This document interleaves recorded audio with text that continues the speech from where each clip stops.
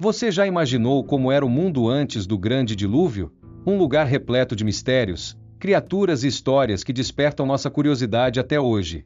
Estamos falando do período antediluviano, onde a civilização humana alcançou grandes conquistas, mas também mergulhou numa cultura de pecado.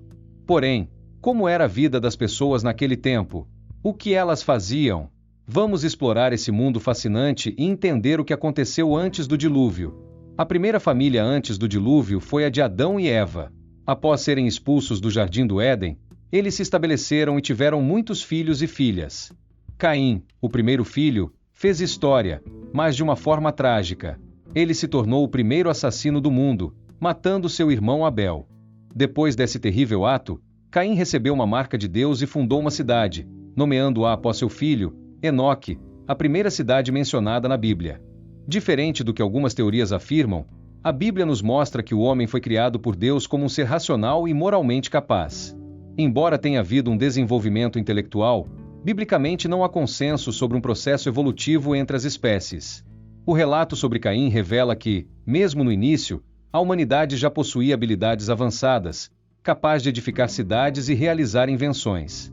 Descendentes de Caim, como Jabal, Jubal e Tubal-Caim, contribuíram para a sociedade, desenvolvendo instrumentos musicais e ferramentas de metal. Na época de Noé, a capacidade humana para construir arcas grandiosas já estava consolidada, mesmo sem muitos detalhes na Bíblia.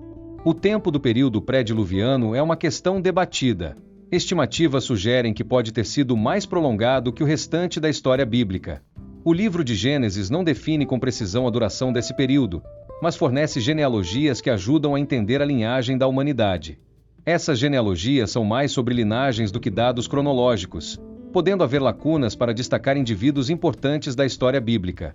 Os estudos sugerem que a longevidade das pessoas contribuiu para o desenvolvimento cultural e tecnológico do mundo antes do dilúvio. Com um único idioma e vidas longas, a transmissão de informação foi facilitada, acelerando o progresso humano na época.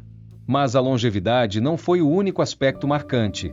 O pecado também se destacava, criando um contraste com a vida simples que Adão e Eva tinham. Caim, após matar Abel, introduziu um estilo de vida pecaminoso que se espalhou, e a maldade começou a dominar os corações. Lameque, descendente de Caim, foi o primeiro a praticar a poligamia e se orgulhou de suas ações cruéis, mostrando a degradação moral. Gênesis 6 narra que os filhos de Deus se misturaram com as filhas dos homens, trazendo à tona debate sobre essa degeneração humana.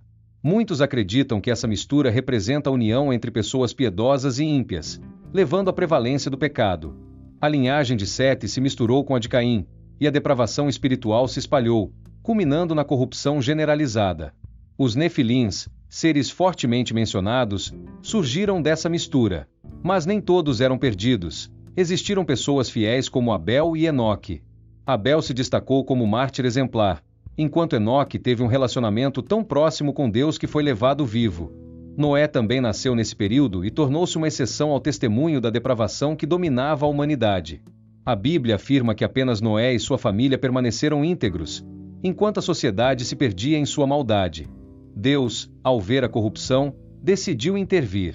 O arrependimento divino é uma imagem poderosa do descontentamento com a humanidade. O apóstolo Pedro descreve a destruição do mundo antes do dilúvio, um alerta sobre as consequências do pecado. Nos dias atuais, muitos debatem se o estilo de vida antes do dilúvio se repete em nossas sociedades que ignoram o chamado de Deus. Jesus alertou que, assim como antes do dilúvio, as pessoas viveriam para seus próprios desejos, sem se preocupar com a voz divina. Essa rejeição à moralidade e à santidade levaria a humanidade a perder a consciência do juízo que se aproxima. Assim como no passado, o juízo de Deus se derramou e as oportunidades de arrependimento foram perdidas. O que ocorreu antes do dilúvio é um lembrete poderoso para nós hoje. Devemos ouvir e nos voltar para Deus antes que seja tarde. Como você imagina que realmente era o mundo pré-diluviano? Deixe sua opinião nos comentários e compartilhe suas reflexões.